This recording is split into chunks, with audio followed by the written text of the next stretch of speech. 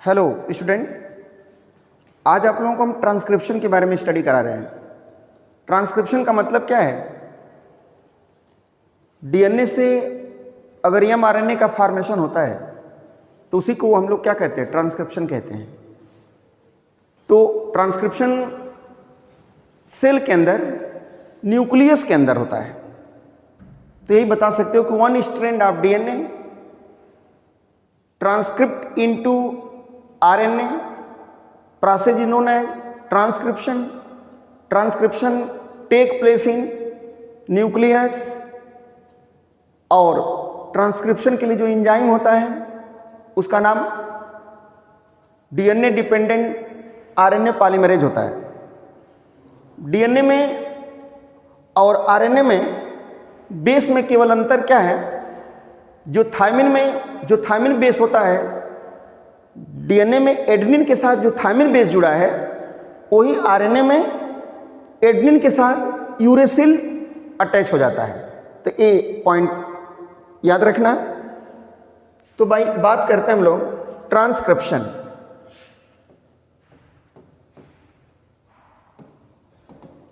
Transcription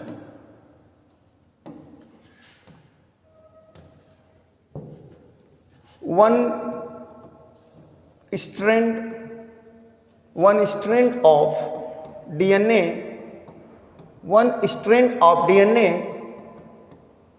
transcript into RNA। मतलब DNA की जो एक स्ट्रैंड होती है वो आरएनए में चेंज हो जाती है, उसी को हम लोग कहते हैं ट्रांसक्रिप्शन। इसका जो साइट होता है न्यूक्लियस, देखिए transcription take place in nucleus में होता है। और इसका जो डायरेक्शन होता है ट्रांसक्रिप्शन का, हमेशा 5 प्राइम टू 3 प्राइम इसकी डायरेक्शन होती है। जो ट्रांसक्रिप्शन का एंजाइम यहाँ पर जो यूज किया जाता है, एंजाइम ट्रांसक्रिप्शन में जो एंजाइम का हम लोग यूज करेंगे, उस एंजाइम को कहते हैं DNA dependent RNA polymerase. DNA dependent RNA polymerase. DNA dependent RNA polymerase, ये देखिए एंजाइम होगा डीएनए डिपेंडेंट आरएनए पॉलीमरेज। अब एक बहुत इंपॉर्टेंट बात ये देखना है कि जैसे कि in DNA adenine double bond thymine के साथ ये बेस पेयरिंग करता है, ठीक उसी प्रकार इन आरएनए, भाई आरएनए में देखिए थायमिन नहीं पाया जाता है, तो आरएनए में एडेनिन जो है डबल बॉन्ड किसके साथ? यूरेसिल के जगह होगा। तो आरएनए में यूरेसिल होगा और डीएनए में थायमिन होगा। अब जैसे आप पढ़ते हो कि जो बोथ स्ट्रैंड होती है, यहाँ पे डीएनए की जो बोथ स्ट्रैंड कॉपी नहीं करती, मतलब both strand of DNA do not copy, केवल एक स्ट्रैंड कॉपी करती है।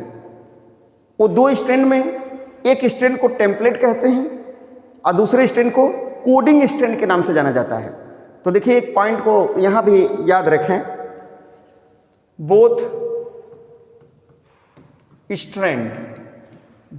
Strand of DNA do not copied. देखिए दोनों स्ट्रैंड कॉपीड नहीं करती। इसका रीजन, पहला तो एक ही रीजन ये देंगे कि अगर दोनों स्ट्रैंड, देखिए ये 2 स्ट्रैंड है इसकी डीएनए की, 2 स्ट्रैंड है, इस पर base sequence adenine, guanine, thymine, cytosine, adenine, thymine. इसके बाद ये पहली स्ट्रैंड है 5 प्राइम 3 प्राइम, ये 3 प्राइम, ये 5 प्राइम। तो देखिए 2 रीजन हुआ। पहला रीजन ये बता रहे इसका ए है तो इसका टी होगा, इसका जी तो सी, टी तो ये, इसका सी तो इसका जी, इसका ए तो इसका टी, इसका टी तो इसका ए। तो अगर दोनों कोड करेगी तो इसका देखिए इस डीएनए से एक एमआरएनए यहाँ बनेगा दूसरा इस डीएनए से एक mRNA यहाँ बनेगा, तो दोनों स्ट्रैंड में बेस सीक्वेंस डिफरेंट हो जाएगा। और जब बेस सीक्वेंस डिफरेंट हो जाएगा तो प्रोटीन डिफरेंट टाइप की बनेगी। तो एक जो थियरी आपने पढ़ा है ना, 1 जीन 1 एंजाइम, ये फेल हो जाएगा।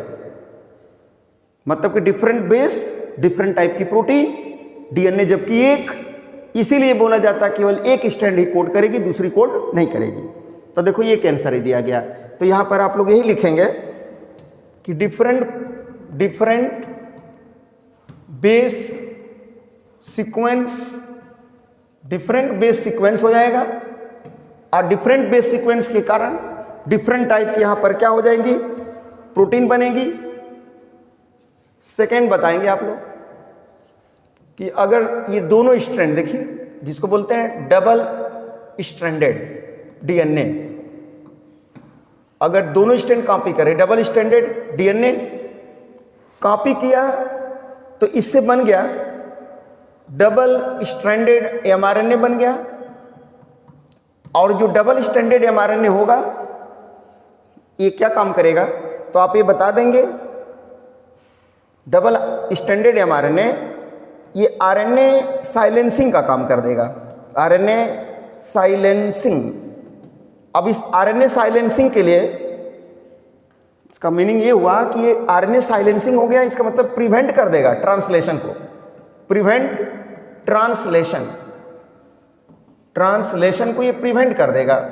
तो जब ट्रांसलेशन बंद हो जाएगा, प्रोटीन सिंथेसिस बंद हो जाएगा, तो ये आरएनए यानी डीएनए बेकार हो गया। इसका मतलब कि डीएनए क्या होगा, तो देखो इसको बोला जाता है फुटाइल।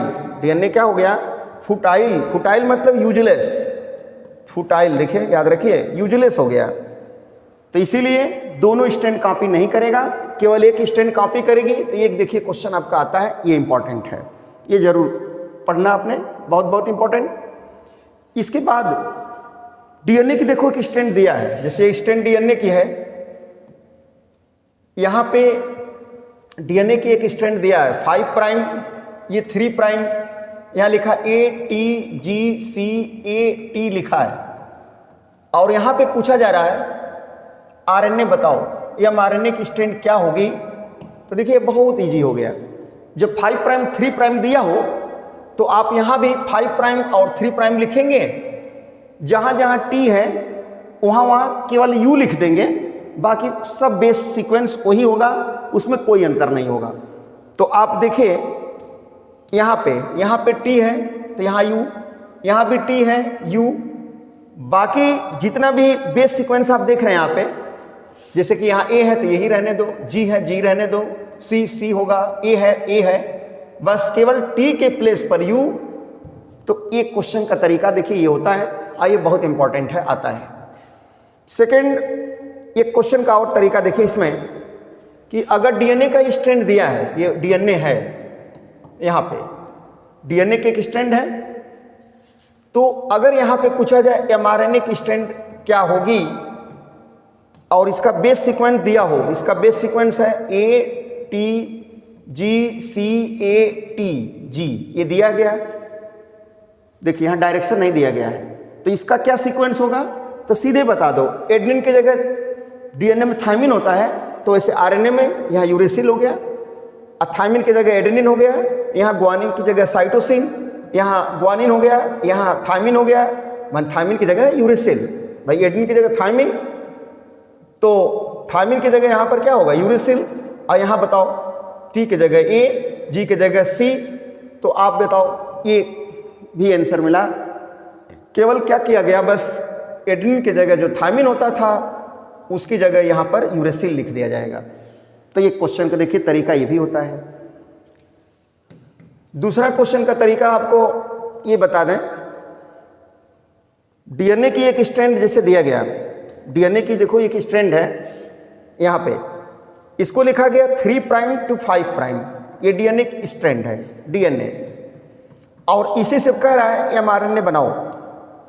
तो अब इस डीएनए से एमआरएनए बनाना हो तो पहले आपको क्या करना पड़ेगा, 3 प्राइम टू 5 प्राइम का बेस लिखा है, ATGCATGC लिखा है, तो आप पहले 5 प्राइम टू 3 प्राइम दूसरी स्ट्रैंड बनाएंगे, तो इसका होगा एडेनिन की जगह थायमिन, थायमिन की जगह adenine, cytosine, guanine, thymine, adenine, cytosine और गुआनिन, ये हो जाएगा।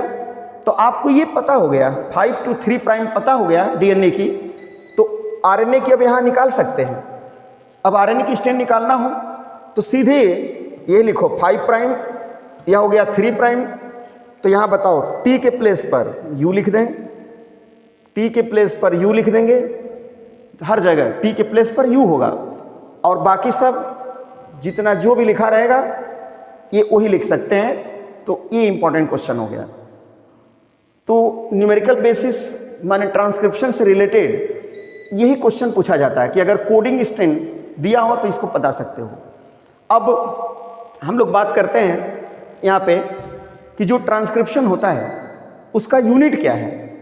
तो बच्चों ट्रांसक्रिप्शन की यूनिट जो होती हैं 3 होती हैं, प्रमोटर, स्ट्रक्चरल और टर्मिनेटर, यानी 3 unit of transcription, unit of transcription. देखिए फर्स्ट है प्रमोटर, सेकंड स्ट्रक्चरल और थर्ड टर्मिनेटर। तो ये 3 इसमें देखिए होता है, प्रमोटर, स्ट्रक्चरल और टर्मिनेटर। अपने बुक में पढ़िएगा कि structural gene flank promoter and terminator flank structural gene, ये लाइन लिखा गया है। जैसे देखो ये डीएनए की जो स्ट्रैंड होती है, ये स्ट्रैंड है 3 प्राइम, तो ये हो गया 5 प्राइम। दूसरी स्ट्रैंड होगी 5 प्राइम, तो ये होगा क्या 3 प्राइम। इस स्ट्रैंड को, इसको बोला जाता है टेम्पलेट स्ट्रैंड, इसका नाम है टेम्पलेट स्ट्रैंड, और इस स्ट्रैंड का नाम कोडिंग स्ट्रैंड। तो इसका मतलब कि डीएनए के अंदर यहाँ 2 स्ट्रैंड हो गई, one is the template, another is the coding. अब इनका जो बेस सीक्वेंस है यहाँ पे देखो, यहाँ adenine, thymine, guanine, cytosine, adenine, thymine, AT, GC, AT ये लिखा गया है। तो दूसरी स्ट्रैंड यहाँ पर थायमिन, यहाँ एडेनिन, यहाँ cytosine, guanine, thymine, adenine, cytosine, guanine, thymine और एडेनिन, ये लिखा गया। ये दूसरी डीएनए की स्ट्रैंड पता हो गया।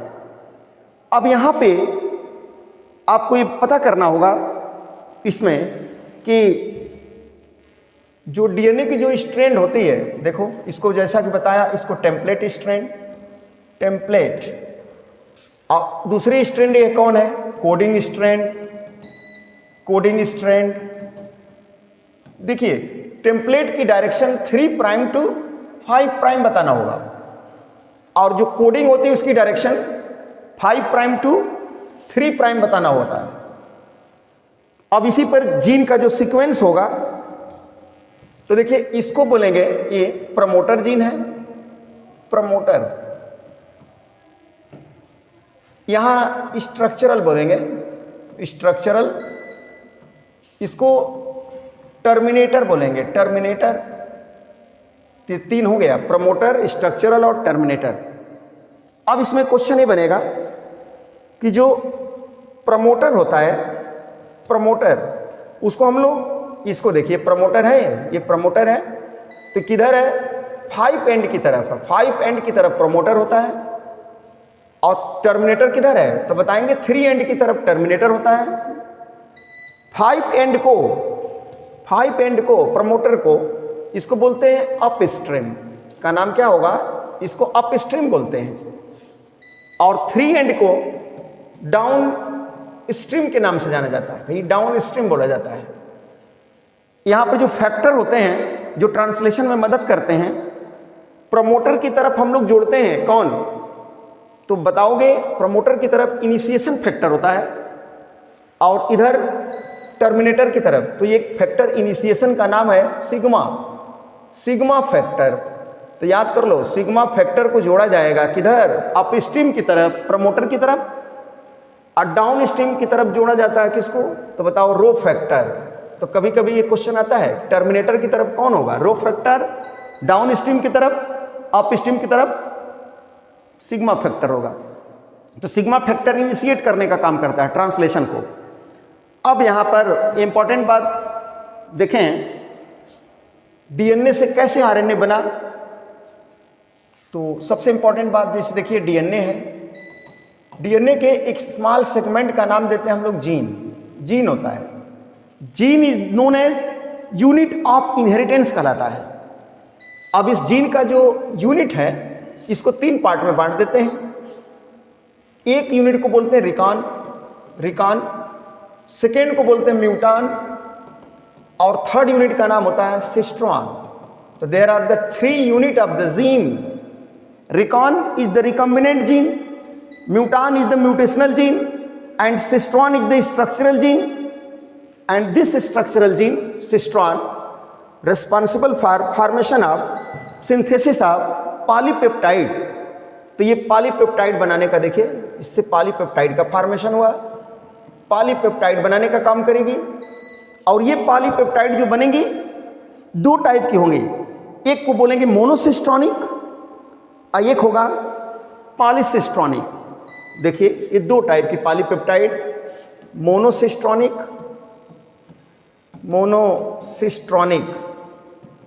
सेकेंड होगा पॉलीसिस्ट्रॉनिक। मोनोसिस्ट्रॉनिक और पॉलीसिस्ट्रॉनिक ये 2 तरह की बनेगी। जो मोनोसिस्ट्रॉनिक है इसका एग्जाम्पल ये मिलेगा यूकैरियोट्स के अंदर। यूकैरियोट्स के अंदर मोनोसिस्ट्रॉनिक, और जो पॉलीसिस्ट्रॉनिक है इसका एग्जाम्पल होगा प्रोकैरियोट। यानी प्रोकैरियोट के अंदर, याद कर लो, प्रोकैरियोट के अंदर पॉलीसिस्ट्रॉनिक है और यूकैरियोट के अंदर मोनोसिस्ट्रॉनिक है। तो जो डीएनए है ये डबल स्ट्रैंडेड डीएनए है, डबल स्ट्रैंडेड डीएनए। इसी से जब आरएनए बनेगा, तो आरएनए जब बनेगा तो इसी आरएनए के ऊपर देखिए यहाँ पर जगह जगह इस तरह से, इसको बोलते हैं स्प्लाइसोम नाम दिया जाता है, स्प्लाइसोम। और उसी को हटाने के प्रोसेस, उसमें 2 तरह का इसमें कोड होगा, एक एक्जान और एक इंट्रान टर्म यूज किया जाता है इसमें। देखिए मान लीजिए इसको एक्जान बोलेंगे, इंट्रान बोलेंगे, इंट्रान है, तो एक एक्जान एक इंट्रान इसी पर अटैच होगा। इसका मतलब कि इस डीएनए से पहले बनता है एचएनआरएनए। डीएनए से पहले कौन बना, एचएनआरएनए, और एचएनआरएनए से बना कौन, एमआरएनए बना। और जब एमआरएनए बन जाएगा तो ट्रांसलेशन में मदद करेगा। तो बहुत अच्छा पॉइंट अब सुन लीजिए यूकैरियोट के लिए, फॉर यूकैरियोट्स। तो यूकैरियोट्स के लिए क्या हुआ, यहाँ पे यूकैरियोट्स के लिए यही बताएंगे, पहले डीएनए होगा। डीएनए से अगर डीएनए बना तो देखिए क्वेश्चन ही बना, उस प्रोसेस का नाम रिप्लिकेशन दिया गया। अब इस डीएनए से एचएनआरएनए हेटेरोन्यूक्लियर आरएनए बना, तो ये सेकेंड प्रोसेस कहलाया। देखिए सेकेंड हुआ, फर्स्ट तो ये हुआ, सेकेंड फर्स्ट का नाम रिप्लिकेशन और सेकेंड का नाम ट्रांसक्रिप्शन। और इसी एचआरएनए से एमआरएनए बनेगा, तो जो एमआरएनए बना ये थर्ड प्रोसेस हुआ, इसका नाम स्प्लाइसिंग दिया जाता है। और इसी एमआरएनए के द्वारा जब प्रोटीन बनेगा, प्रोटीन, तो इस प्रोसेस का नाम ट्रांसलेशन नाम दिया जाता है। प्रोटीन बना, ट्रांसलेशन। और अगर यही कंडीशन प्रोकैरियोट के अंदर होती, यानी फॉर प्रोकैरियोट्स, तो उसमें सीधे आप बता देते यहाँ डीएनए होगा, उससे एमआरएनए होगा, उससे प्रोटीन होगा। इसका मतलब ये हुआ कि यूकैरियोट्स के अंदर यहाँ देखिए यूकैरियोट्स के अंदर एचएनआरएनए का फॉर्मेशन हुआ, जबकि प्रोकैरियोट के अंदर डायरेक्ट एमआरएनए बन जा रहा है। तो यहाँ पर एक क्वेश्चन जरूर आता है, इंपॉर्टेंस वाला है कि डीएनए से डीएनए बना तो उसका नाम रिप्लिकेशन, डीएनए से एचएनआरएनए बना तो उसका नाम ट्रांसक्रिप्शन, एचएनआरएनए से एमआरएनए बना तो उसका नाम स्प्लाइसिंग, एमआरएनए से प्रोटीन बना तो उसका नाम ट्रांसलेशन। अब इसके बाद ये बहुत इंपॉर्टेंट बात यहाँ पर कि आप समझिए कि जो डीएनए बताया उसके छोटे सेगमेंट का नाम जीन बताया, जीन का नाम यूनिट सिस्टान बताया, सिस्टान पॉलीपेप्टाइड बनाया। तो जो सिस्टान पॉलीपेप्टाइड बनाया, अब इसी में देखो ये क्या है, पहले इसको मान लेते हैं हम लोग, ये डीएनए है, डबल स्ट्रैंडेड डीएनए है।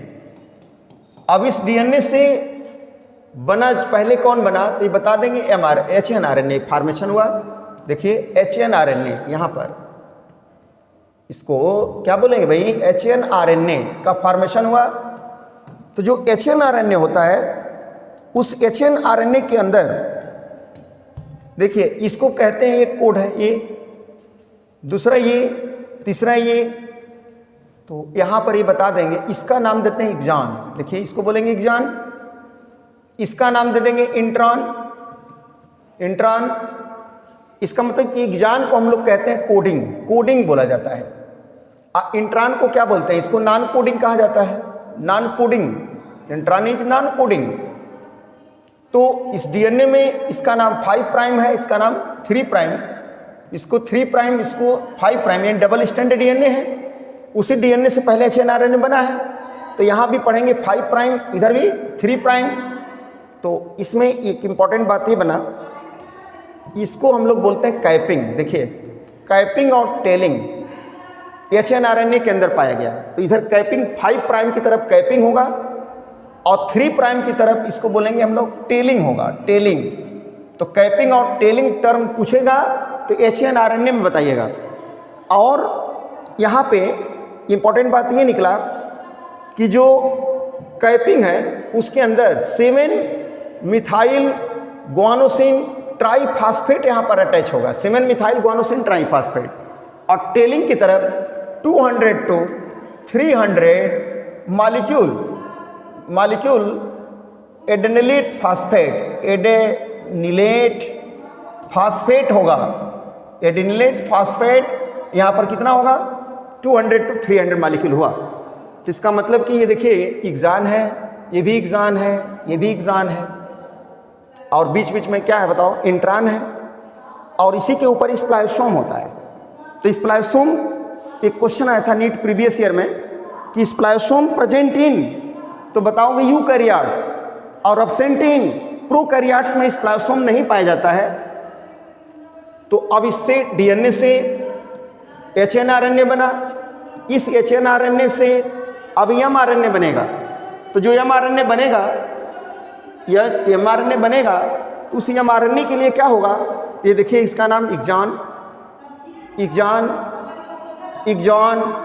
तो इस एक्सॉन को यहाँ पर क्या किया, जोड़ दिया गया। इसका नाम 5 प्राइम, इधर हो गया कौन, 3 प्राइम। तो इसको हम पढ़ेंगे क्या, एमआरएनए बोलेंगे, एमआरएनए। तो इस प्रोसेस का नाम क्या होगा, स्प्लाइसिंग नाम दिया जाएगा। तो व्हाट इज द स्प्लाइसिंग, इस देखिए इस प्रोसेस का नाम स्प्लाइसिंग। तो स्प्लाइसिंग मीन्स क्या होगा, सीधे बताएंगे, रिमूवल ऑफ इंट्रॉन। तो इंट्रॉन के हटाने को स्प्लाइसिंग टर्म यूज करते हैं। Removal of intron is known as splicing. बहुत अच्छा क्वेश्चन हो गया कि डीएनए से एचएनआरएनए से एमआरएनए। तो ये यूकैरियोट के केस में ऐसा होता है, जबकि प्रो में ऐसा नहीं होता है। तो first genetic material was the RNA. ये पॉइंट बहुत इंपॉर्टेंट है। अब बात करते हैं हम लोग आरएनए का टाइप। देखिए टाइप ऑफ आरएनए। देखिए आरएनए जो होता है ये 3 टाइप का है। आरएनए जो है ये 3 टाइप। अब उस 3 टाइप आरएनए में एक को बोलते हैं मैसेंजर आरएनए, मैसेंजर। सेकेंड होता है ट्रांसफर आरएनए, ट्रांसफर। थर्ड होता है ribosomal There are the three type of the ribosome, RNA. One is the mRNA, second is the tRNA, and third is the rRNA. ये 3 type का RNA हो गया। अब इसमें एक आपको बता देते हैं इसमें किसका क्या क्या परसेंटेज है, किसका क्या लाइफ स्पैन है, किसकी साइज क्या है और किसमें कितनी कितनी न्यूक्लियोटाइड्स हैं। तो इससे रिलेटेड आपको ये पॉइंट बता दें। सबसे पहले हम लोग बात करते हैं लाइफ स्पैन। देखिए लाइफ स्पैन। सेकेंड बात करते हैं परसेंटेज, सेल के अंदर इनका परसेंटेज क्या क्या है, कौन किसकी कितना कितना अमाउंट में है। थर्ड बात करते हैं number of nucleotide, number of nucleotide. Fourth बात करते हैं साइज। भाई साइज, तो साइज किस पर डिपेंड करती है, न्यूक्लियोटाइड पर ही डिपेंड करेगी। और फिर बात करते हैं यहाँ पर इसके फंक्शन पे बात करते हैं, फंक्शन। तो यहाँ पर देखिए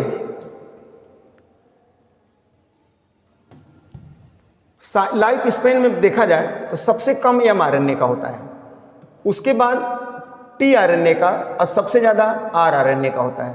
तो लाइफ स्पेन से रिलेटेड यही हो गया कि सबसे कम लाइफ स्पेन mRNA। परसेंटेज की बात करें तो देखिए rRNA, tRNA, mRNA, rRNA 80%, tRNA 15% और mRNA 5%। तो परसेंटेज की बात करें तो rRNA सबसे ज़्यादा होता है। न्यूक्लियोटाइड की बात करें तो जिसमें जितना ज़्यादा न्यूक्लियोटाइड होगा वो उतना ही बड़ा साइज का होगा। तो न्यूक्लियोटाइड सबसे ज़्यादा mRNA में, उसके बाद rRNA में, उसके बाद tRNA में होता है। देखिए rRNA, ये rRNA होगा। तो ये साइज की भी बात करें तो सबसे बड़ा mRNA, उसके बाद rRNA, उसके बाद tRNA। तो क्वेश्चन पूछा जाए कि लार्जेस्ट RNA या mRNA, और स्मॉलेस्ट पूछा जाए सबसे छोटा RNA कौन है तो स्मॉलेस्ट tRNA। फंक्शन की बात करें तो देखिए इनका जो फंक्शन होगा सभी का अलग अलग अपना अपना फंक्शन है। जैसे देखो mRNA, जो mRNA होगा ये एक प्रकार का वर्क एज ये टेम्पलेट का काम करता है। mRNA work as a template का मतलब कि हेल्प इन ट्रांसलेशन, ये ट्रांसलेशन में मदद करेगा। और इसी के साथ एडेड होता है, पढ़ते हैं हम लोग क्या, कोडान। तो कोडान को भी रीड करते हैं mRNA के ऊपर। अब आप पढ़ते हो rRNA, जिसको राइबोसोमल RNA कहते हैं। ये rRNA एक कैटलिस्ट का काम करता है। कैटलिस्ट, देखिए rRNA कैटलिस्ट का काम करता है। जैसे एक पॉइंट है 23S rRNA, 23S rRNA, इसको बोला जाता है राइबोजाइम। इसका मीनिंग हुआ कि अगर एंजाइम का काम RNA करेगा तो उसका नाम देंगे ribozyme. RNA act as enzyme called ribozyme. Third होता है tRNA, ये ट्रांसफर RNA जो होता है ये अमीनो एसिड को लाता है, मतलब कि साइटोप्लाज्म के अंदर अमीनो एसिड को लाएगा जो ट्रांसलेशन में मदद करेगा। तो यहाँ पर हो गया कि मदद करता है ट्रांसलेशन में, और इसी के ऊपर हम लोग रीड करते हैं एंटीकोडान। तो एंटीकोडान होता है tRNA पर, और इसको हम लोग sRNA भी कहा जाता है, सॉल्युबल RNA के भी नाम से जाना जाता है। और ये ट्रांसलेशन में मदद किया, ट्रांसलेशन में मदद करेगा, जो अमीनो एसिड को लाने का काम करेगा साइटोप्लाज्म के अंदर। अब एक क्वेश्चन यहाँ पर आता है एंजाइम से रिलेटेड, कौन किस एंजाइम के, देखो डीएनए से आरएनए बनाने वाला एंजाइम का नाम आरएनए पॉलीमरेज होता है, आरएनए पॉलीमरेज। तो आरएनए पॉलीमरेज 3 प्रकार का। तो यहाँ देखिए एंजाइम से रिलेटेड अगर क्वेश्चन पूछा जाए तो ये बहुत इंपॉर्टेंट है, हर साल एक क्वेश्चन आता है। जैसे polymerase first, polymerase second, polymerase third, polymerase first second third, यहाँ पर याद करो RMT। तो मीनिंग हुआ 1 2 3 RMT, तो ये है क्या, इसको बोलेंगे RNA पॉलीमरेज है, RNA पॉलीमरेज। तो जो RNA पॉलीमरेज होता है ये 3 टाइप का होता है, फर्स्ट सेकंड थर्ड। फर्स्ट जो होगा ये बनाएगा rRNA को यानी राइबोसोमल RNA को, सेकंड बनाएगा mRNA मैसेंजर RNA को, और ये बनाएगा tRNA यानी ट्रांसफर RNA को, और यही बनाएगा hnRNA को भी। तो hnRNA और mRNA को बनाने वाला पॉलीमरेज सेकंड है और tRNA को बनाने वाला पॉलीमरेज थर्ड है। ये तो बहुत बहुत इंपॉर्टेंट क्वेश्चन है, जरूर आता है, आएगा ही आएगा।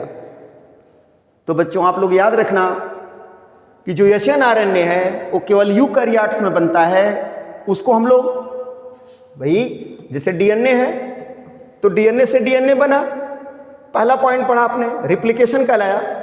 DNA से फिर hnRNA बना, इसको हम लोग क्या बोलेंगे, सेकेंड पॉइंट ट्रांसक्रिप्शन बोलेंगे। और hnRNA से mRNA का फॉर्मेशन हुआ, ये थर्ड पॉइंट हुआ, इसको स्प्लाइसिंग बोलेंगे। और इसी mRNA से प्रोटीन का फॉर्मेशन होगा, इसको हम लोग ट्रांसलेशन के नाम से जानेंगे, इसको ट्रांसलेशन कहेंगे।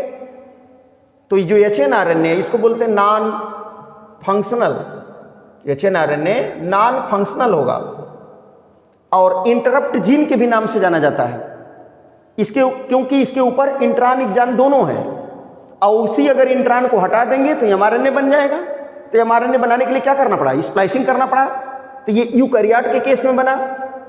तो यहाँ पर ये पॉइंट हो गया फर्स्ट, सेकंड, थर्ड और फोर्थ। कभी कभी ये नीट में क्वेश्चन दे दिया जाएगा, जो कि ये इंपॉर्टेंट क्वेश्चन है। तो DNA से DNA बना, तो यहाँ पर DNA से जब DNA बना तो इस प्रोसेस का नाम क्या होगा, इसको बोलोगे रिप्लिकेशन। ये कहलाएगा रिप्लिकेशन, DNA से DNA बना रिप्लिकेशन। इस प्रोसेस को कहेंगे ट्रांसक्रिप्शन, और इस प्रोसेस को कहेंगे स्प्लाइसिंग, जिसमें इंट्रान को हटा देंगे। और इस प्रोसेस को कहेंगे ट्रांसलेशन, माने प्रोटीन का फॉर्मेशन। तो देखिए कितनी इंपॉर्टेंट बात ये हो गई कि DNA से hnRNA, hnRNA से mRNA, mRNA से प्रोटीन, 1 2 3, ये बहुत बहुत इंपॉर्टेंट है। इसके बाद फिर नेक्स्ट वीडियो में आपको कुछ इंपॉर्टेंट बात ट्रांसलेशन से रिलेटेड बता देंगे। तो ट्रांसलेशन का मतलब होता है कि डिफरेंट पॉलीपेप्टाइड कैसे बनी, तो आप यही बताओगे अमीनो एसिड के पॉलीमराइजेशन से पॉलीपेप्टाइड के बनने के प्रोसेस को ट्रांसलेशन कहते हैं। Amino acid the monomer of the protein, amino acid link together by peptide bond. Peptide bond बनाने के लिए एनर्जी लॉस होता है, ATP की जरूरत पड़ती है। ट्रांसलेशन के फर्स्ट स्टेप में tRNA, amino acid, tRNA, amino acid, और कौन होगा, एंजाइम ATP के प्रेजेंस में एडाप्टर मॉलिक्यूल बनाएगा। तो जो एडाप्टर मॉलिक्यूल बनाएगा उसी को हम लोग बोलते हैं अमीनो एसाइलेशन। ट्रांसलेशन के समय mRNA के साथ राइबोसोम की पहले स्मॉल सब यूनिट जुड़ती है, फिर लार्ज सब यूनिट जुड़ेगी। ये भी आया हुआ क्वेश्चन है, इंपॉर्टेंट सवाल है, तो आप याद कर लो। Cellular factory of protein synthesis ribosome कहा जाता है। Ribosome made up of 80 different type of protein and RNA, और 23S rRNA act as a enzyme, जिसका नाम देंगे राइबोजाइम। और यहाँ पे एक बात और याद रखिएगा, एडाप्टर जो मॉलिक्यूल होता है, एडाप्टर मॉलिक्यूल यहाँ पर जो है वो tRNA का नाम देते हैं, यानी tRNA को एडाप्टर मॉलिक्यूल बोलते हैं। एडाप्टर मॉलिक्यूल यानी adapter molecule is known as tRNA। ये इंपॉर्टेंट पॉइंट है। इसका जो स्ट्रक्चर होगा,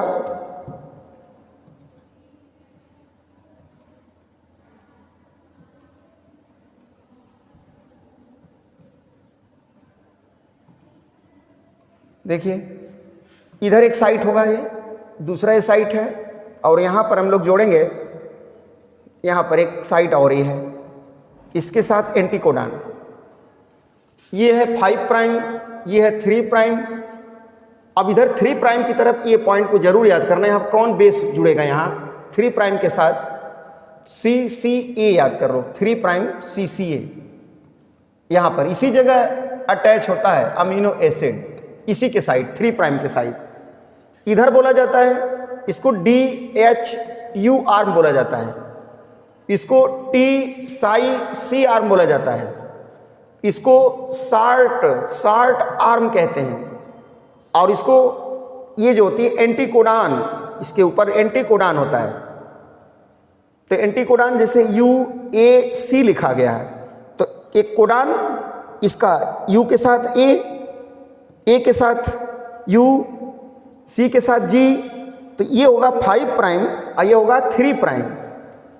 और ये जो आपका है ये किसका है, एंटीकोडान का साइट है। तो एंटीकोडान का UAC अगर है तो कोडान का AUG होगा, जो कोडान को हम RNA पर पढ़ेंगे, एंटीकोडान को tRNA के ऊपर पढ़ेंगे, तो इसको tRNA बोला गया। कभी कभी क्वेश्चन आता है DHU आर्म इधर क्या होगा, DHU आर्म की तरफ, तो इधर बता देंगे इधर एंजाइम बाइंडिंग साइट होता है, DHU आर्म की तरफ एंजाइम बाइंड करेगा ये क्वेश्चन। ये होता है amino acid recognition site, amino acid recognition site ये कहलाता है, अमीनो एसिड रिकॉग्निशन, याद करना अमीनो एसिड रिकॉग्निशन क्या है, ये साइट इधर होता है अमीनो एसिड इसकी तरफ, और ये साल्ट आर्म होती है। इस पूरे स्ट्रक्चर का नाम होता है clover leaf model, clover leaf model. ये RNA का स्ट्रक्चर है, tRNA का स्ट्रक्चर है। इस स्ट्रक्चर को रॉबर्ट होले ने बनाया, रॉबर्ट होले। और इस स्ट्रक्चर को हम लोग कौन सा स्ट्रक्चर बोलेंगे, 2 डायमेंशन स्ट्रक्चर होता है। और एक RNA और होता है इन्वर्टेड L के आकार का, उसको 3D बोला जाता है, उसकी बनाया था क्लग ने, क्लग। तो इस तरह से आप लोग इसको स्टडी किया आपने RNA के बारे में। Thank you.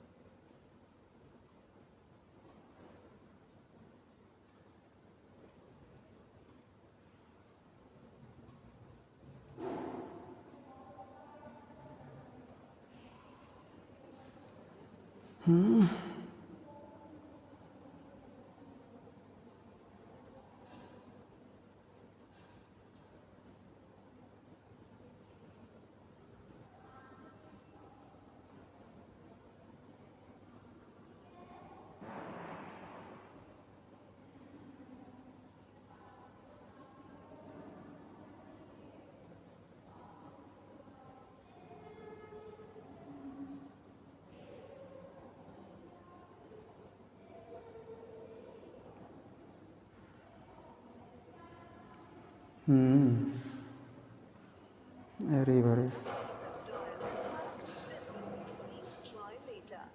आपके द्वारा डायल किया गया नंबर अभी व्यस्त है, कृपया कुछ समय पश्चात प्रयास करें।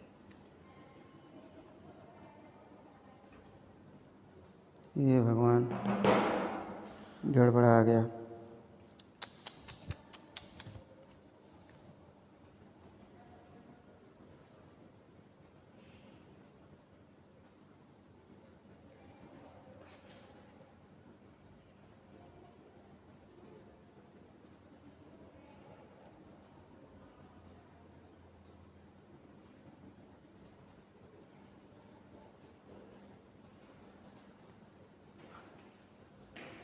अरे गड़बड़ा गया क्या, लाइट चली गई थी। पता नहीं, देखिए तो सिस्टम